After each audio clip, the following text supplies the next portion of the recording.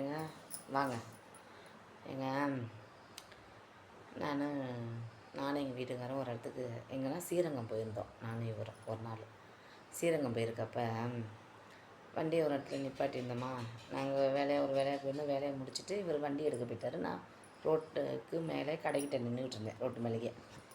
அப்போ நின்றுக்கிட்டு இருக்கையில் இந்த சாய்பாபா வச்சுக்கிட்டு வருவாங்கள்ல, இந்த தள்ளு வண்டியில் அந்த மாதிரி வந்தாங்க.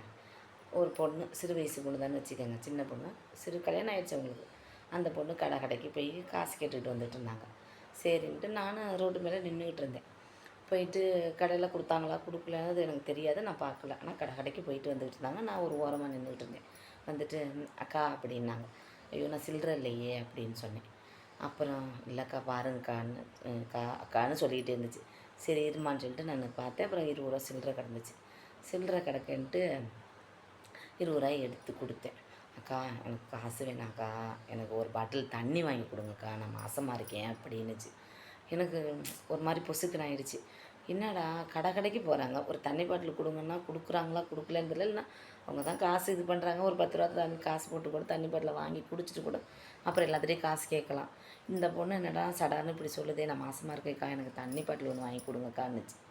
சரின்னு எனக்கு ஒரு மாதிரி ஆனோன்னு சரின்னு நான் போய் 20 ரூபாய் கொடுத்து 1 லிட்டர் தண்ணி பாட்டில் கூலிங்க வந்தேன். அக்கா ரொம்ப நன்றிக்கா, எனக்கு என்னென்னு தெரியலக்கா, ஒரு மாதிரியாக இருக்குது, அதனால தாக்கா நான் கேட்டேன் அப்படின்னு. சரிம்மா பரவாயில்ல விடுங்கம்மா அப்படின்ட்டு அந்த பொண்ணு போயிடுச்சு. அப்புறம் எங்கள் வீட்டுக்கார் வண்டி எடுத்துக்கிட்டு வந்தார். வரும் யார் பேசிக்கிட்டு இருந்ததுன்னா அந்த சாய்பாபாவுக்கு போகிறாங்கல்லங்க அவங்க அப்படின்னு. என்ன அது காசு கொடுத்தேன்னு கேட்டுச்சு.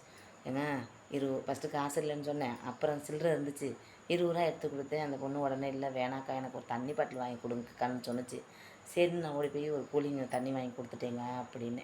ஏங்க கடைக்கு போகிறாங்க, ஒரு 10 ரூபா தண்ணி பாட்டில் கொடுங்கன்னா கூட கொடுப்பாங்க அப்படின்னு. அப்படி இல்லடி, எல்லோரும் அதே மாதிரி கொடுக்க மாட்டாங்க. கடைக்காரவங்களாம் நினச்சவங்க 2 ரூபா 5 ரூபா பெருந்தன்மையாக கொடுக்குறவங்க சில பேர் கொடுப்பாங்க, சில பேர் கொடுக்க மாட்டாங்க. போமான்ருவாங்க, இல்லைனா ஒரு 2 ரூபாயை கொடுப்பாங்க, ஒரு 5 ரூபாயை கொடுப்பாங்க. அதனால உன்கிட்ட கேட்டிருக்க மாட்டேங்க கூட, அதனால் ஒன்றும் பிரச்சனை இல்லை, நல்லது தான் விடுமான்ட்டார். ஐயோ நான் வாங்கி கொடுத்ததுக்காக சொல்லலை, அது இத்தனை கடைக்கு போயிட்டு வராங்க, அங்கேருந்து வந்துட்டு அக்கா எனக்கு ஒரு தண்ணி பாட்டில் வாங்கி கொடுங்கக்கா, நான் மாசமாக இருக்குன்னு சொன்னோன்னே எனக்கு ஒரு மாதிரி ஆச்சு. ஏன்னா நான் ஒரு வேளை சோத்துக்கே உங்கள் வீட்டில் போய் கையேந்திக்கிட்டு நின்னேன், அந்த ஒரு ஞாபகம் வந்துருச்சு அப்படின்னு. சரி விடு வா போகலாம், உன் புராணத்தை கலப்பாத அப்படின்ட்டாரு. சரி எனக்கு ஒரு அந்த ஒரு இது சொல்லணும்னு நினச்சிக்கிட்டே இருந்தேங்க. அது ரொம்ப நாளாக இப்போ தாங்க ஒரு 20 நாள் தான் இருக்கும் அந்த இது நான் பார்த்தது செஞ்சது. அது சொல்லணும்னு நினச்சிக்கிட்டே இருக்கிறது மறந்து போயிடுங்க.